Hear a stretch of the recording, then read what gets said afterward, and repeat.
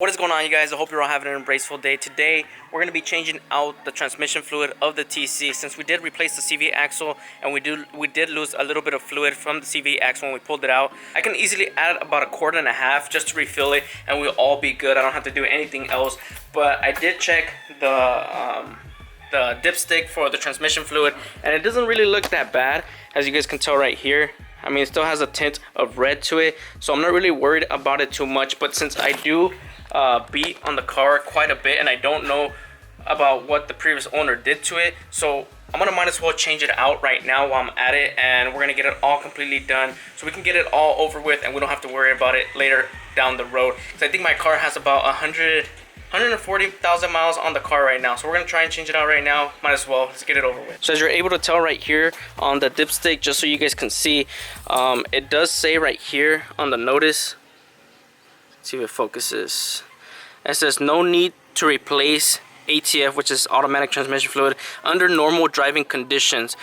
Transfer fluid for four-wheel drive is different, see owner's manual. So on the TC, you don't really have to change the transmission fluid if you just, I mean, basically don't beat on it. But since I don't know anything about the previous owner, what he did to it, and since I do kind of beat on it by shifting from first to second to third in the automatic transmission, I kind of want to change it out, make sure the gears are still lubricated real good. So that's what we're gonna do. So just in case you guys are wondering, I mean, you don't really have to change it out that often. Just basically, if you kind of beat on it, I would definitely recommend you change it out. So this is transmission fluid that I got it from the dealership. I was gonna get it from AutoZone and try and get the fluid that they used, but I ended up getting this one, 12 quarts, which I'm not really gonna be using all of it. I'll be returning what I don't use. I also got the filter. Might as well, I'm gonna be changing out the filter. So this one's the part that you need. This is the part number. And I also got the head gasket for the pan. Let me get the part number for you. So that's basically everything you need. The gasket for the pan, a new gasket, an air filter, and you need the transmission fluid. So the transmission pan for the fluid is going to be right here, right in the front. If you were to locate the dipstick for the transmission fluid, it's going to be right underneath it. So it'll be right there. We're going to get our pan and we're going to put it right underneath there. It has a 10mm Allen key that you have to undo the drain hole. So we're going to undo that one. That way it can all drain out.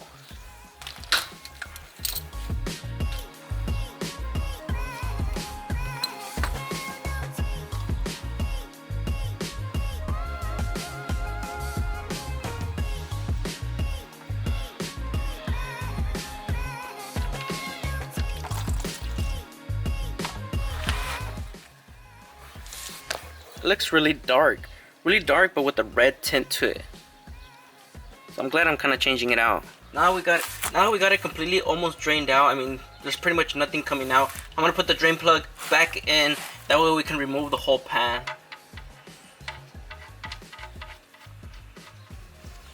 Now I'm gonna use the 10mm to go all the way around and undo the bolts for the whole entire pan. We'll start with the front, work my way back. And what I'm using is a 10mm, just so you guys know if you guys are taking off your pan as well.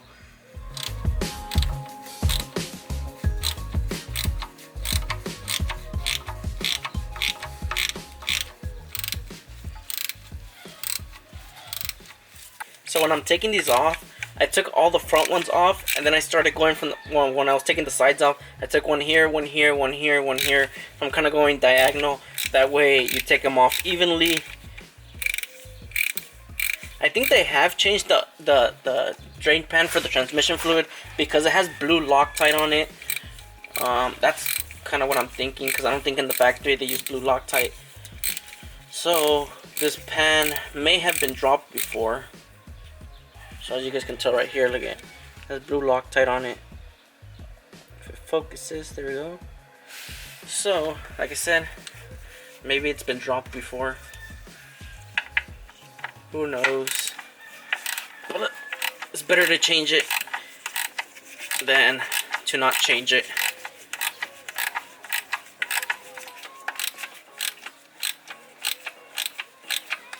So they should all be off. Shouldn't be any on here. So now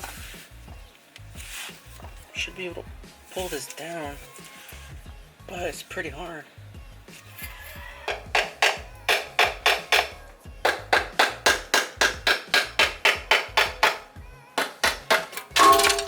Whoa, that's one way to do it. I made a little bit more of a mess, but I got the pan off. Now we're gonna take that off. We're gonna clean everything that's on there, and we should be able to replace the seal, replace the filter, and we should be good. This is why you should drop your pan every so often. We'll say 50,000 miles or 100,000 miles, because look at all these metal fragments right here. They're stuck to the metals right here on the pan. So it's a good thing we're changing now, because there's a pretty decent amount. There's no big chunks, but there's a decent amount of small little ones. And the gasket, pretty easy to remove the gasket. We will no longer be needing this one. Just put it on this side for now. So what I'm gonna use is be some brake cleaner. I'm just gonna clean this up real quick and make it look kind of nice, you know.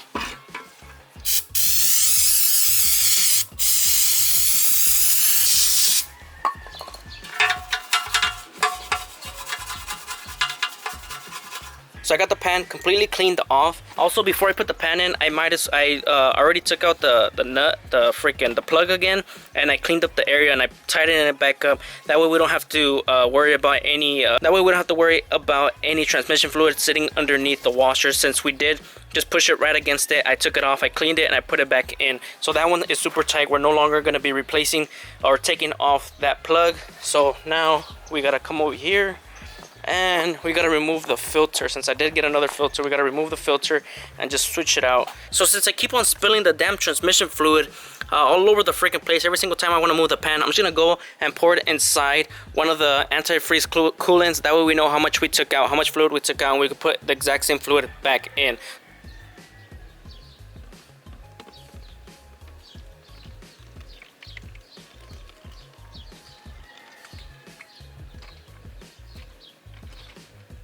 So I got it all poured on there and all around the cardboard. I spilled some more. So it's almost filled about a gallon. So I think I'm gonna be filling it up to a gallon plus a quart and a half that we spilled while we were trying to remove the CV axle. So we're gonna be pouring in probably a gallon and a quart and a half. So just so you know, that's how we figure it out.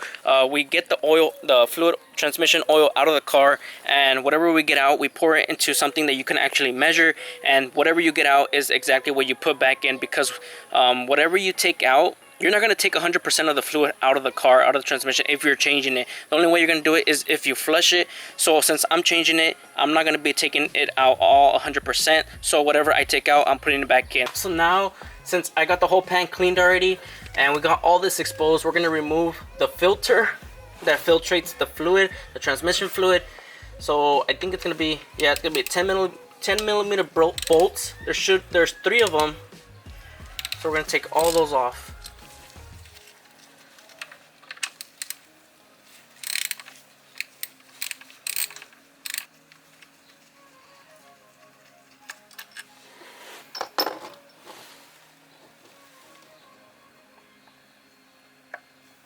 And just pull this off. Oh damn, there's some more that came out. I don't know there's gonna be more. I am just freaking making a mess. I recommend that you put the oil drain pan underneath, that way you catch all the fluids, because as you guys can tell, there's a freaking huge ass mess. So now I'm gonna take off the O-ring off of this one right here, because there's an O-ring that goes in here, and I'm gonna swap it out. I'm gonna switch it to the new one. Now we're just gonna put it back in exactly how it was. So it's gonna be like this. So let's put it back in before any more fluids come out.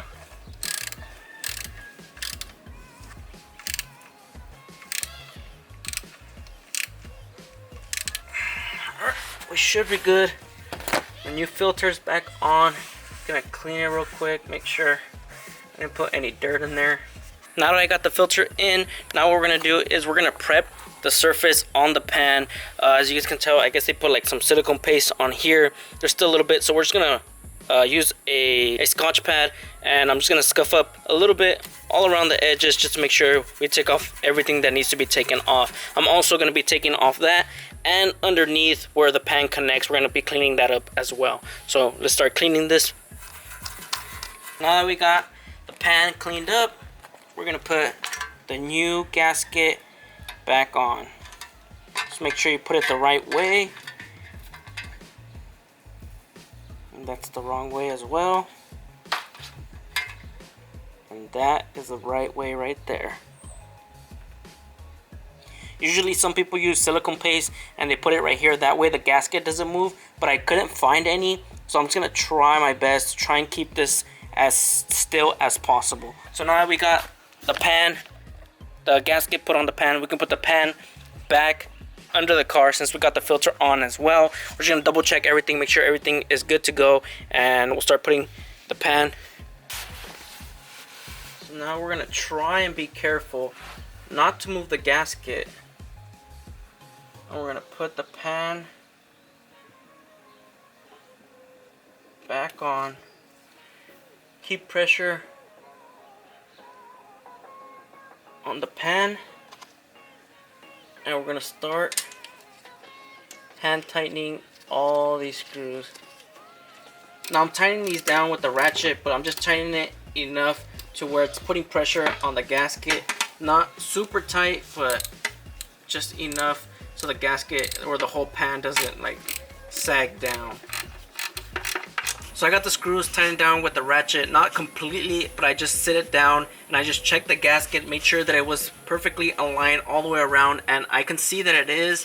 So now we're gonna tighten everything down. We're gonna start from the middle and we're gonna work our way out, kind of going in a crisscross pattern. So we're gonna start with this one. And I know you're supposed to torque these down, but I don't know what you're supposed to torque them down at. And I don't even think I have a torque wrench for small screws like this. I have one for a big one, but not small ones. So I'm just going to try and tighten them down, at least hand tight. Because I was able to take them off like by hand. Not that much force needed, so don't want stripping that.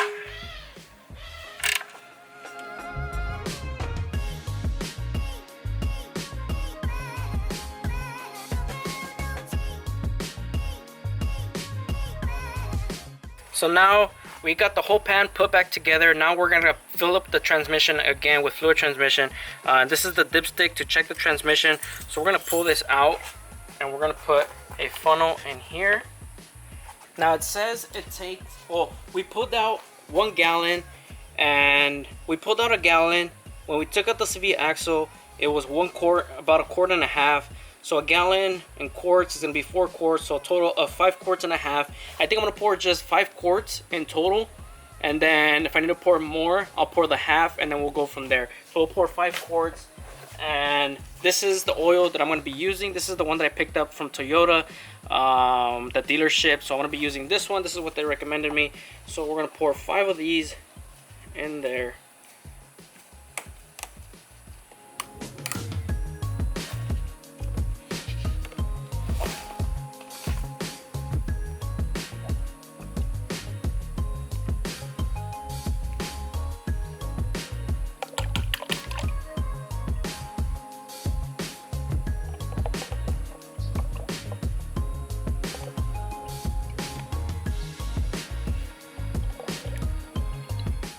There's 5. I think I'm gonna check it with the dipstick. Supposedly it's recommended that you check it when the car is like warm. That's like the best time to check it, but you can check it when it's cold as well. So we're gonna kind of estimate it from there, and then we'll check it when it's hot. So we might be able to pour the 1/2 quart right now, but we'll see. So right here, before I check it, as you guys can tell, right here where it's super dark, that's what my transmission fluid was, and it's supposed to be like this pink color. It still has a tint to it. This one right here, the one that we pulled out from the car, but it should be super red, kind of like this. So it was a good thing we changed it out. Might as well. I mean, it doesn't hurt to change it out. So let's clean this up. So actually, we can't check the fluid just yet because we do have the car raised, and you have to be like playing level field. So we're gonna get the wheel and we're gonna put it on the car, and we're gonna get it ready so we can put it back onto the floor, and we can get the car turned on and go through all the gears and cycle all the transmission fluid all through the gears. Also, it looks like it's not leaking at all, so that's a pretty good sign. So it looks good so far. So we're gonna put everything back on, and then I'll see you guys once we start turning on the car.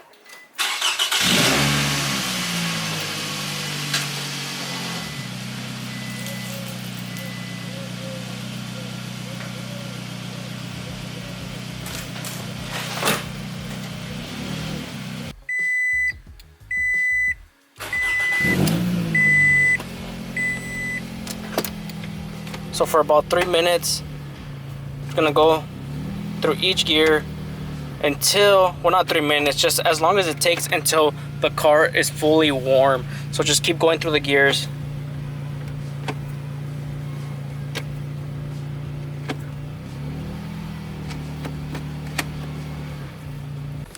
So I got the car completely warm already, as you guys can tell. Now I'm just gonna check the dipstick, make sure it's an even level. If not, we're gonna have to either add more, or we'll probably have to drain it if we need to add less. Not add less, we'll drain less.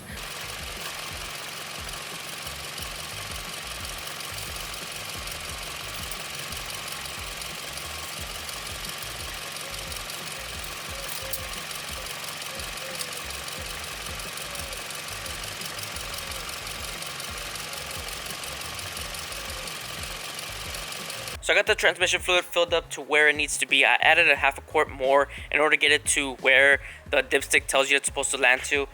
So we got it completely filled up, and like I said, make sure you guys check it when the car is running. It's most likely it's best when you check it when the car is running. So we know the transmission fluid is good. We made sure nothing is leaking or anything like that, and that's pretty much it. That's how you guys change you guys' automatic transmission fluid. If you guys ever need to change it, make sure you guys refer back to this video. Hopefully I can help you guys out.